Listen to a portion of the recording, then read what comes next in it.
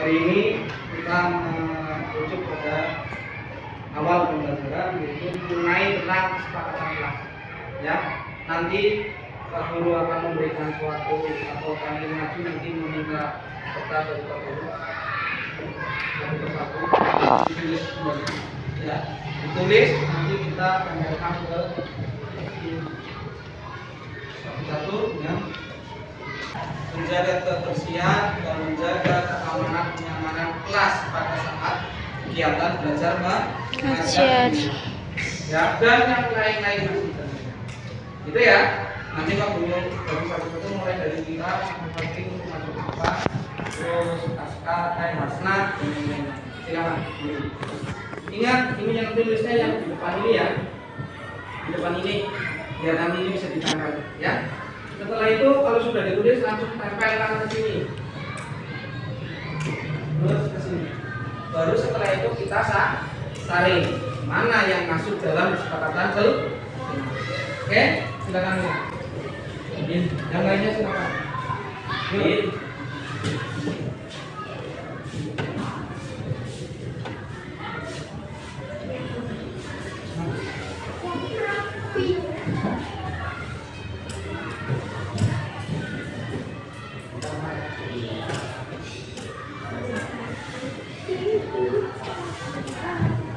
Kalau sudah ditulis langsung tempelkan.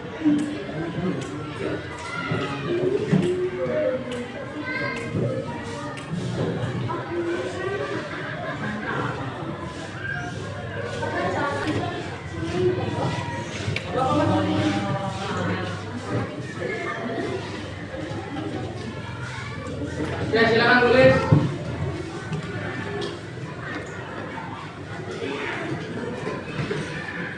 Silakan ditulis, nanti langsung ditempelkan. Silakan ditempel langsung. Yang bisa langsung tempel. Ya boleh. Ambil mana boleh mau semua.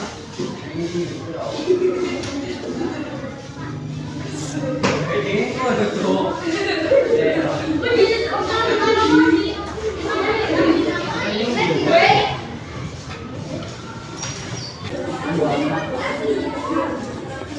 Nanti yang belum dikasih nama nanti tempel aja dulu. Yang belum dikasih nama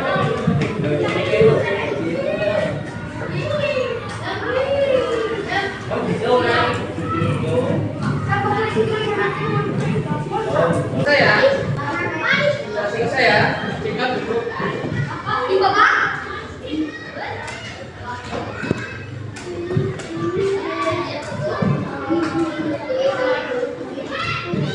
Ya.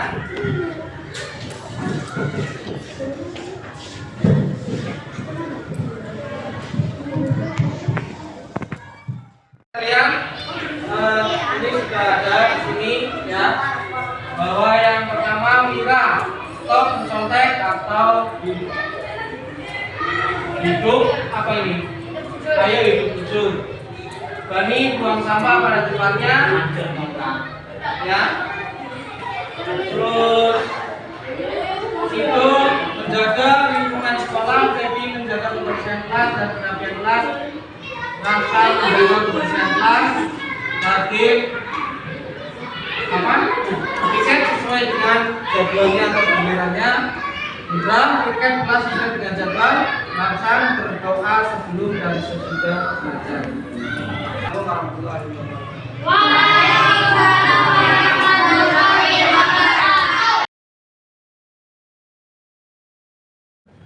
Assalamualaikum warahmatullahi wabarakatuh. Selamat siang dan salam sejahtera bagi kita semuanya. Kepada Ibu Mukhtafatul Latifah selaku Kepala Sekolah Dasar Negeri Margasari 1 yang terhormat, dan saya muliakan dua kepada Bapak Ahmad Zaini yang saya hormati selaku calon guru penggerak, serta Bapak dan Ibu guru SD Negeri Margasari 1 yang berbahagia yang saya hormati pula. Pada siang hari ini kita dipertemukan dalam acara diseminasi modul 14 budaya positif yang nantinya akan disampaikan oleh Bapak Ahmad Zaini Kurniawan SPD. Adapun acara pada siang hari ini, yang pertama pembukaan, kedua sambutan kepala sekolah, ketiga penyampaian diseminasi modul 1.4 oleh calon guru penggerak yaitu Bapak Ahmad Zaini, dan keempat umpan balik peserta diseminasi, serta nomor 5 penutup. Untuk itu mari kita awali acara diseminasi modul 1.4 calon guru penggerak. Kita buka bersama dengan bacaan basmalah. Bismillahirrahmanirrahim. Acara kedua yaitu sambutan kepala sekolah. Kepada Ibu Mufti Abdul Latifah SPDSD dipersilakan. Assalamualaikum warahmatullahi wabarakatuh. Alhamdulillahirabbil alamin. Wabillahi nasta'in ala umuri dunya wa alihi wa sahbihi ajmain. Yang kami hormati Dewan Guru SD Negeri Margasari 01, yang kami hormati Bapak Sili selaku calon guru penggerak angkatan 8.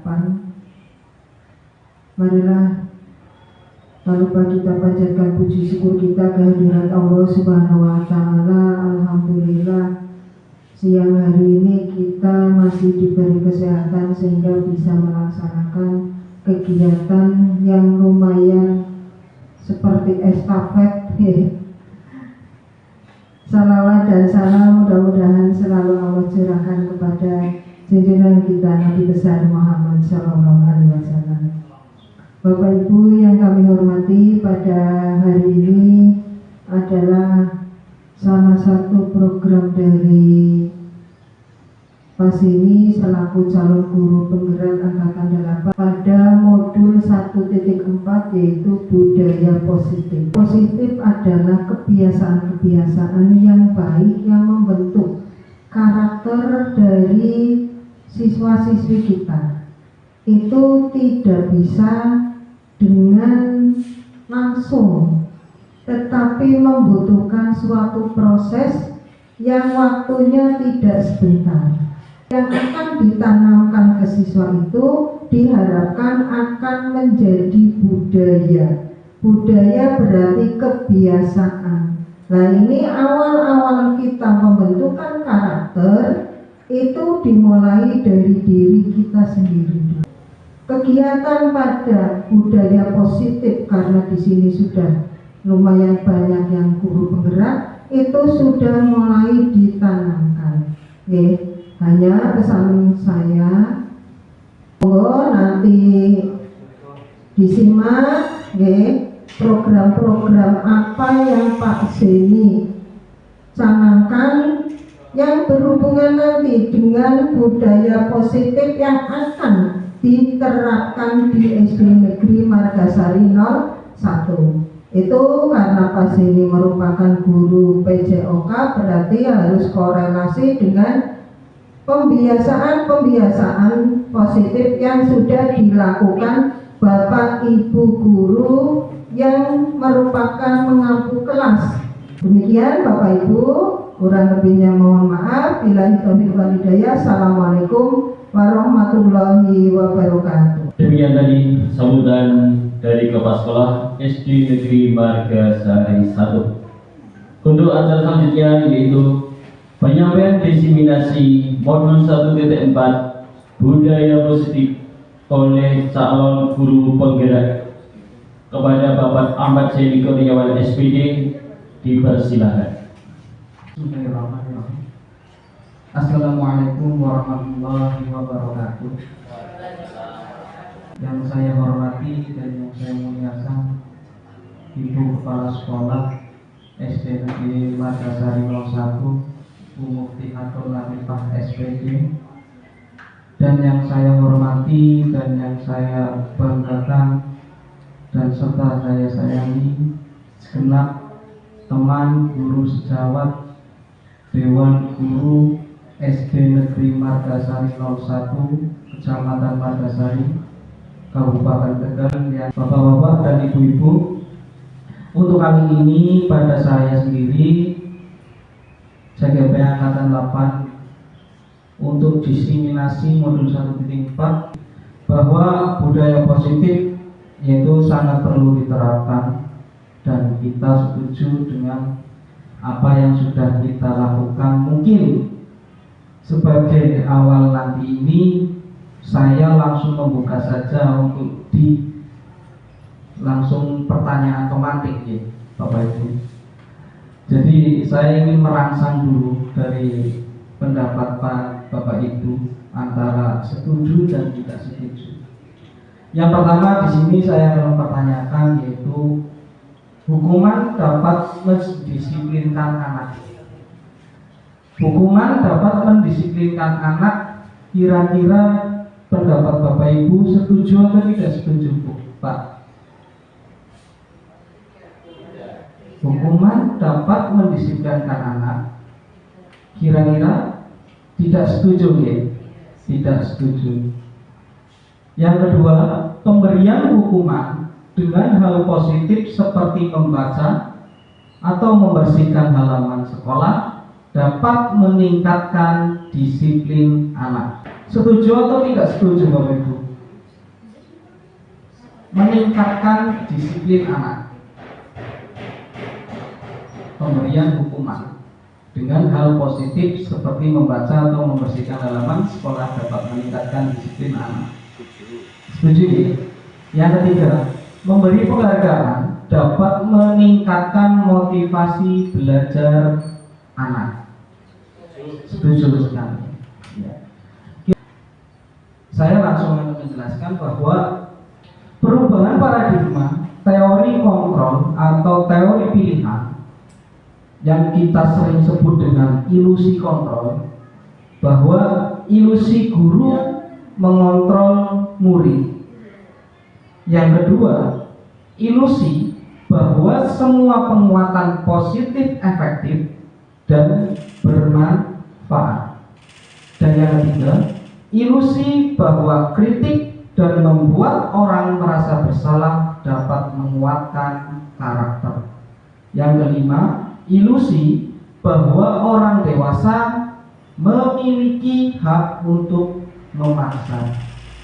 Kira-kira dari perubahan paradigma teori kontrol ini dan teori pilihan yang sering kita sebut dengan ilusi kontrol, kita sudah mencakup dari 5 komponen ini ya, yang bahkan yang saya rasakan sendiri sering masuknya pada poin 5.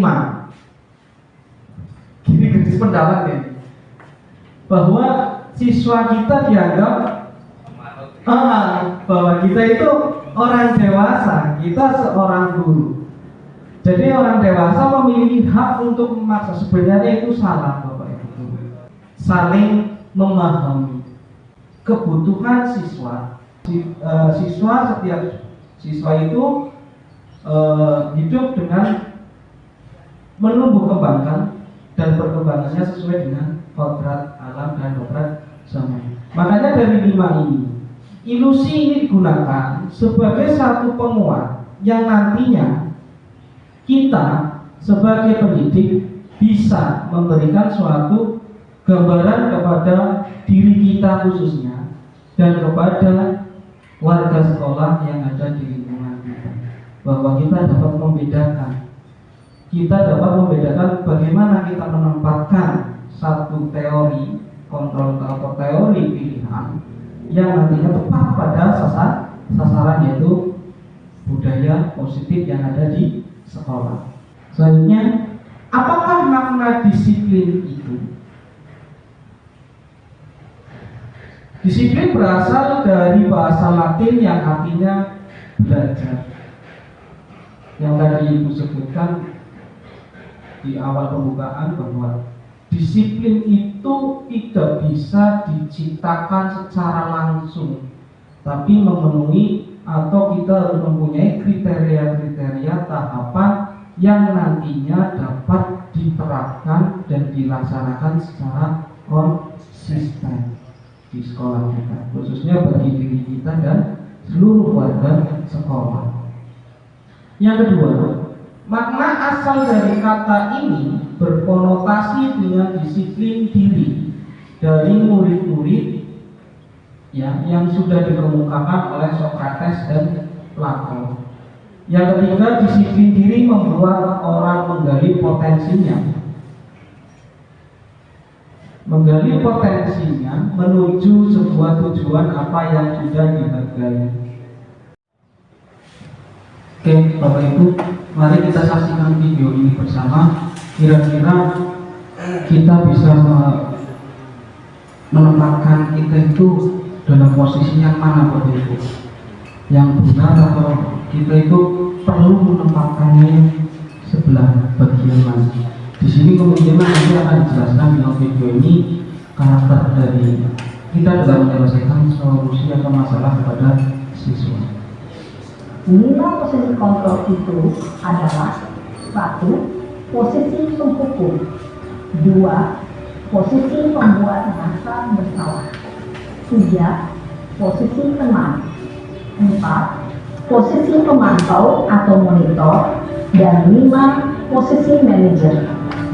Untuk lebih memahami kelima posisi tersebut, mari kita saksikan kasus Naren yang terlambat hadir 20 menit di sekolah dan melihat bagaimana kelima posisi kontrol dalam menghadapi masalah tersebut.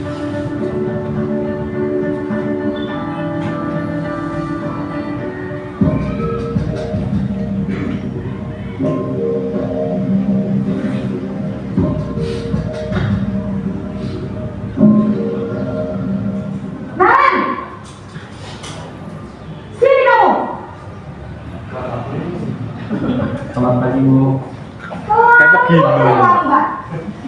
Kamu deh, pasti terlambat. Maaf, Bu. Saya Apa?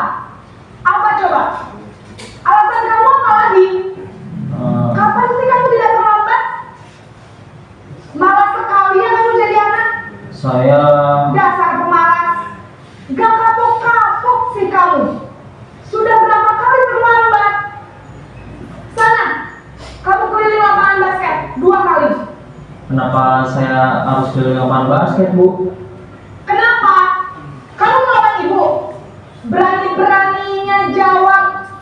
Sudah terlambat, masih berani jawab pula. Sekarang, keliling lapangan basket 5 kali sekalian. Biar kapok. Cepat. Pergi sana ke lapangan basket. Pakai normal SMA ya, gue. Betul, Pak Ustadz. Teman ya. SMA. Dalam posisi yang pertama ini, tentunya dengan kalimat-kalimat itu kita sudah jelas langsung mendeskripsikan ya Bapak Ibu ya, bahwa dari video tersebut, adegan tersebut, bahwa Naren telat 20 menit dan ibu gurunya langsung memberikan suatu justice. Itu masuknya di dalam posisi guru sebagai penghukum, Bapak Ibu. Dari kalimatnya kita sudah jelas. Dan posisi kedua mungkin akan diadakan lagi, masih sama dengan peran yang sama, Bapak Ibu. Posisi penghukum biasanya berbicara dengan nada tinggi, menghardik, menunjuk-nunjuk, menyakiti, dan menyindir. Hukuman bisa berupa fisik maupun psikis. Ibu dan bapak guru hebat. Dampak yang terjadi pada murid ketika guru berada pada posisi penghukum adalah murid cenderung akan memberontak, bahkan menyimpan dendam.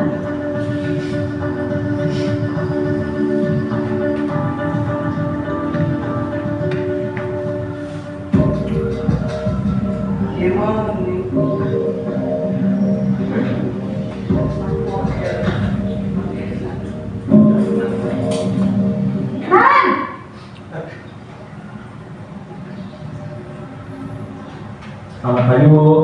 Naren, kamu kenapa terlambat lagi, nak? Ya Tuhan, Naren, kamu senang ya bikin ibu susah ya? Kalau kamu terlambat lagi, nanti ibu yang ditegur bapak kepala sekolahnya. Disangka ibu tidak bisa membina kamu. Duh, gimana ini? Bu, Maaf Bu. Duh Gusti Naren. Kamu suka ya kalau ibu ditegur bapak kepala sekolah? Terus, sekarang ibu harus tulis apa yang di buku absen? Ini kamu sudah sering terlambat loh. Ibu harus apa coba? Maaf Bu. Maaf sekali. Ya sudah, lain kali jangan bikin ibu susah lagi ya nak ya. Ibu tidak akan kuat lagi kalau kamu gini terus. Bisa jantungan kalau ibu ditegur bapak kepala sekolah. Sana cepat ke kelas. Maaf ya Bu. Maaf sekali. Posisi pembuat rasa bersalah berbicara dengan nada tenang, cenderung lembut.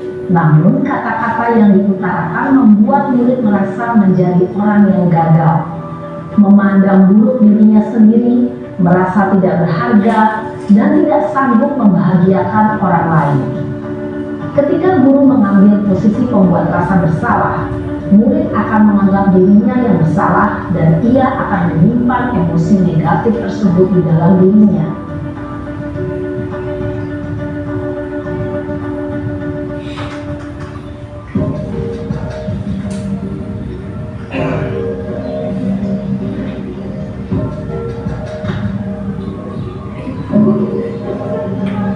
Naren!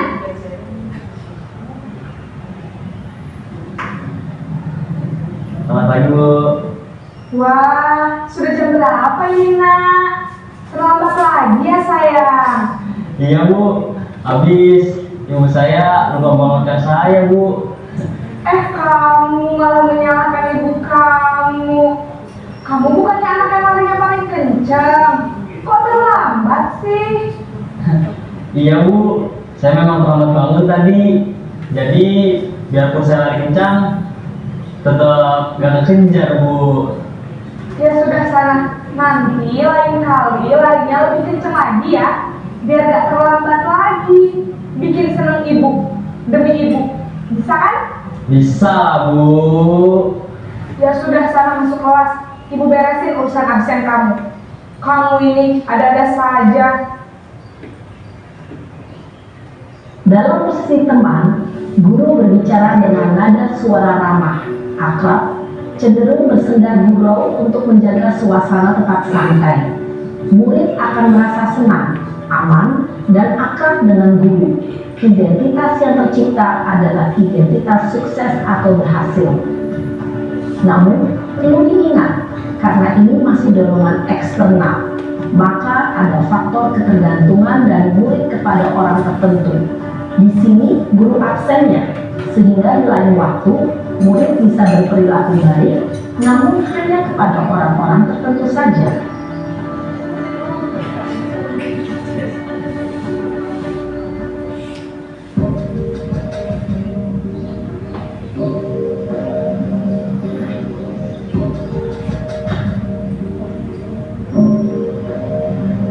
Naren!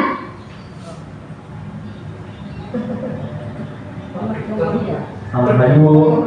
Naren, apa peraturan sekolah kita tentang jam berapa kita harus masuk sekolah, nak? Kita harus di sekolah jam 7 Bu. Iya betul, sekarang sudah jam 7.20. Naren sudah tahu konsekuensinya jika terlambat hadir. Paham Bu.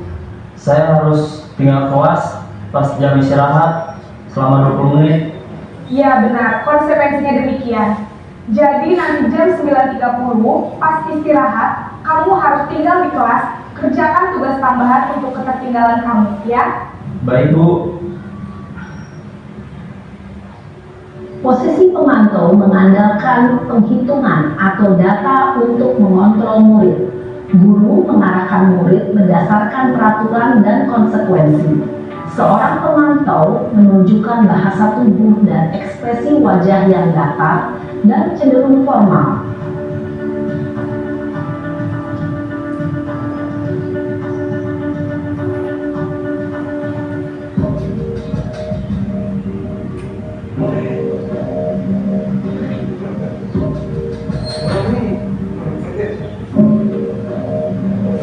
Naren!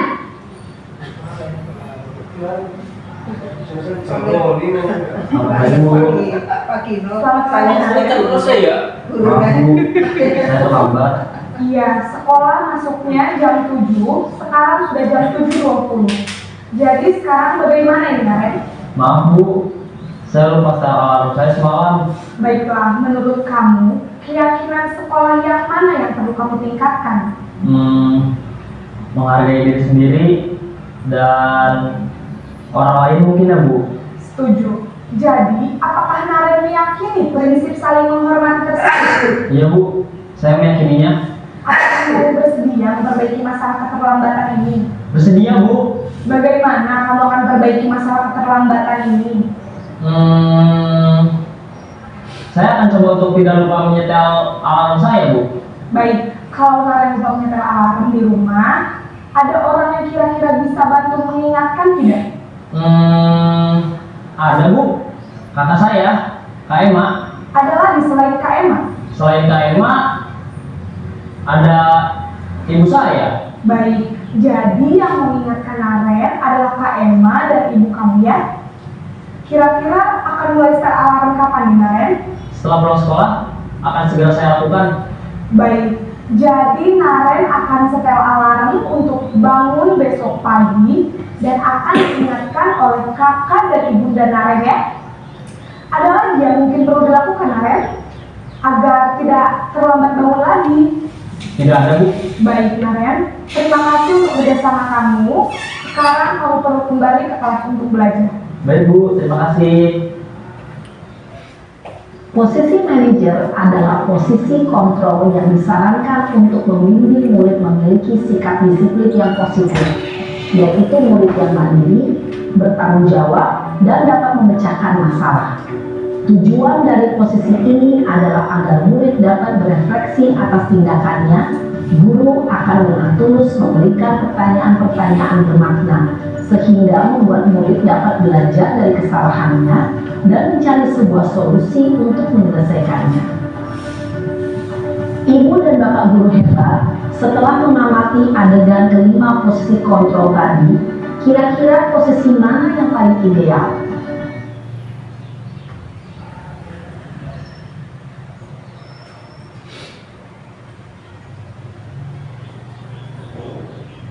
Oke, Bapak Ibu. Tadi kita sudah menyaksikan beberapa adegan, di antaranya yaitu 5 posisi kontrol bagi seorang guru. Di masing posisi kontrol itu memiliki kekurangan dan kelebihan.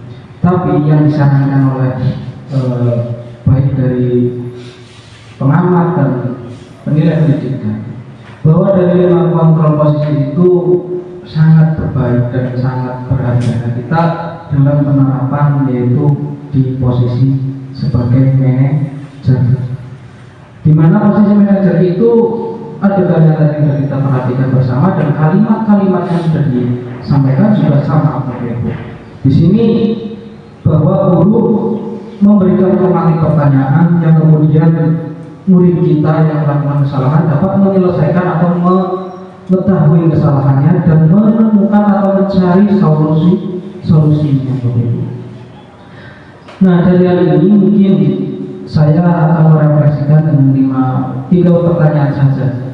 Yang pertama yaitu dengan kalimat ini Bapak Ibu tentunya bisa memosisikan dengan kalimat ini termasuk dari segi penghukum atau posisi kontrol sebagai teman atau posisi membuat rasa bersalah dan manajerial.